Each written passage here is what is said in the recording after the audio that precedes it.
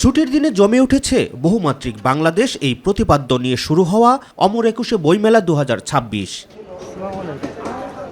শুক্রবার মেলার প্রথম প্রহরটি শিশুদের জন্য নির্ধারিত থাকলেও দুপুরের পর থেকেই মেলায় বাড়তে থাকে দর্শনার্থীর সংখ্যা। বিকেল গড়াতে পরিবার, তরুণ তরুণী ও শিক্ষার্থীদের পদচারণায় মুখরিত হয়ে ওঠে পুরো মেলা প্রাঙ্গণ।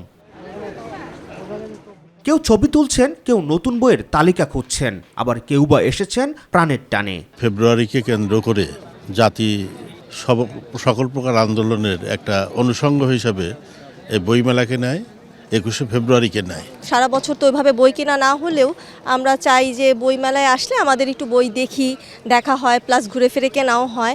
বিশেষ করে আমাদের সন্তানরাই যেখান থেকে একটা ভালো জ্ঞান অর্জন করবে, নতুন কিছু চাবে। এই জাতি যদি জ্ঞানের দিকে না যায় তবে জাতি উন্নত হওয়া কঠিন ব্যাপার।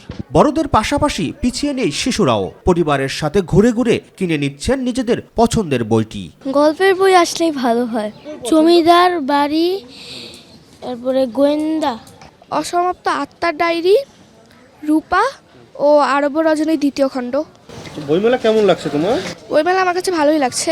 অনিশ্চয়তা, সময়সূচির পরিবর্তন এবং নির্বাচন পরবর্তী বাস্তবতার ভেতর দিয়ে অমর একুশে বইমেলা 2026-এর যাত্রা শুরু হলেও এখনো চলছে স্টল তৈরির কাজ।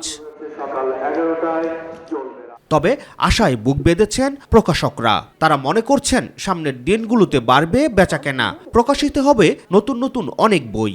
সরকারিভাবে যদি প্রচারণা বেশি চালায় তাহলে দেখা যাবে আমাদের ক্রেতা এবং দর্শনার্থী যারা আছে তারা মেলাতে আসবে এবং বই দেখবে, বিভিন্ন স্টলে ঘুরবে এবং আমাদের যারা প্রকাশনা নতুন নতুন বই নিয়ে আসছি সেগুলো তারা পড়ে দেখবে এবং ভবিষ্যতের জন্য নতুন নতুন পাঠক তৈরিতে ভূমিকা পালন করবে। কোভিডের সময় মনে করেন তারপরেও কিন্তু মেলা কিন্তু ভালো জমছিল আর কি, ভালো বিক্রি ছিল তখনও আর কি। তখন কিন্তু মানুষ বের হয় নাই, তারপরে বাংলা বইমেলাতে লোকজন আসছে আর কি, প্রচুর পাঠকের সমাগম হয়েছে আর কি। তখনও অতএব আশা করছি এখনও হবে আর কি। এই ধারাবাহিকতা যদি শেষ দিন পর্যন্ত মানে 18 দিন মেলা চলবে থাকে তাহলে মোটামুটি প্রত্যাশা আমরা ভালো করতে পারি। এবারের মেলায় অংশ নিয়েছে 549টি প্রকাশনা প্রতিষ্ঠান, বাংলা একাডেমি প্রাঙ্গণে 81টি এবং সোহরাওয়ার্দী উদ্যান অংশে 468টি। রাকিব হাসান, মাইটিভি, ঢাকা।